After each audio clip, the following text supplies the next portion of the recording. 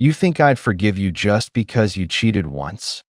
Erin's cold laugh cut through the air.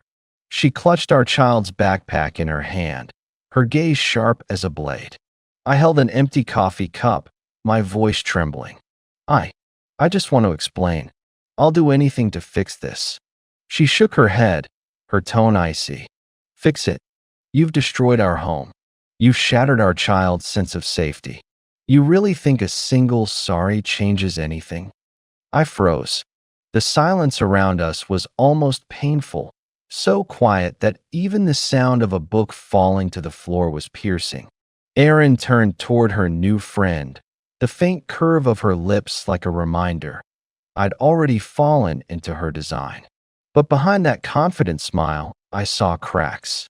She thought I'd stay broken, weak, powerless. What she didn't know was that I was quietly gathering strength. The day I left home, I moved into a small apartment. The furniture was so bare it almost hurt to look at. Erin stayed in what used to be our house. Every phone call or video chat ended with her hanging up coldly. My messages were mostly ignored. Her silence made it clear I no longer had the right to repair anything. I could have fallen apart, but I didn't. I started over from zero, rebuilding my life with strict routine. I worked overtime, left home at 6 every morning, and returned to the empty apartment at 9 every night. Each time I walked in, the silent living room and the untouched table reminded me. This was the punishment I brought on myself. Most people would assume I'd give up, but those days under pressure sharpened something in me, a calm kind of awareness. I began noticing Erin's habits, when she picked up our daughter, when she went to the gym, when she met her friends. I didn't spy.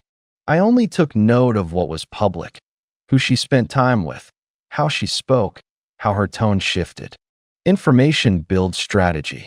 At the same time, I started studying again, law basics, psychology, anything about family and custody rights.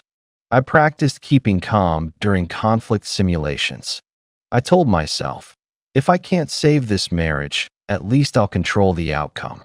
I'll protect my child and make sure Erin understands that her coldness isn't an unbreakable shield.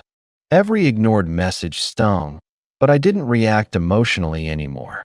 I turned every humiliation into quiet motivation. Revenge doesn't come from rage. It comes from patience and calculation. I reconnected with people, rebuilt my network, and organized my life better than ever before. Friends noticed the change and asked what had happened. I only said calmly, life has to move on. Every time I said it, I reminded myself, I'm no longer that desperate man begging for forgiveness. The first time we faced each other again was at our daughter's school gate. Erin held our child's hand, and a man stood beside her, her new boyfriend. She frowned slightly when she saw me, but didn't turn away. I walked up, expressionless. Do you know every person who spends time with our child? Erin scoffed. That's my life. You have no right to interfere. I nodded and smiled faintly. I don't interfere. I just make sure our child is safe. After that, I didn't confront her again. Instead, I used legal channels to investigate her boyfriend. Within a week, I had everything: his credit record, job history, social ties, and previous addresses, all perfectly legal. On the surface, he looked decent. But the truth showed otherwise: career gaps, hidden records, questionable past, potential risks to my child. I didn't expose it immediately. I let the information sit, a quiet piece on my chessboard. At the next parent gathering, I spoke calmly. For the children's safety, we should verify everyone who interacts with them regularly. Erin froze. She hadn't expected this version of me, the one who could outthink her instead of outshout her. Soon, subtle suggestions and verifiable facts began to ripple through her social circle. Her boyfriend's polished image started to crack. He grew uneasy, defensive. For the first time, Erin saw hesitation in his eyes. I didn't sabotage her. I simply let her see what she had chosen. Then came our daughter's birthday. I invited both families, kept everything civil. But I had planned something, a simple public test. Casual questions about safety, small inconsistencies. Her boyfriend stumbled through every answer. Erin's face went pale. For the first time, doubt flickered across her features. She looked at me, her expression a storm of regret, fear, confusion. I said nothing, just watched, calm and silent. When the party ended, she held our daughter tightly, her mask slipping. I saw real anxiety for the first time. She finally understood.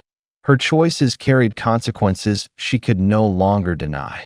Over the next few weeks, I continued quietly, always within the law, always composed. Every attempt she made to challenge me fell flat against facts and preparation. Her confidence faltered. In one conversation, her voice trembled as she said, I never thought you'd handle things like this. I thought you'd just regret. I nodded slowly. I don't rely on anger or insults. I rely on logic and action. You can ignore me, but truth doesn't disappear.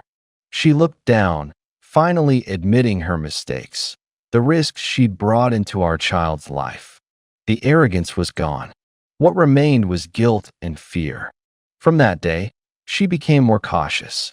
Our child's safety and her own choices finally mattered to her again. And I stayed calm, observant, in control. Revenge wasn't about destruction. It was about letting the guilty confront the consequences of their own actions, silently, inevitably. Erin still smiled in front of our child, but I could see it, the flicker of remorse and vigilance behind her eyes. Once, I was the one ignored, humiliated, abandoned. Now, through patience, strategy, and lawful action, I had regained control. Revenge didn't roar. It whispered, until the one who wronged you had nowhere left to hide. Our daughter ran to me, laughing, wrapping her arms around my waist. I stroked her hair and smiled softly. For the first time in a long while, the world felt balanced again, at least for this moment.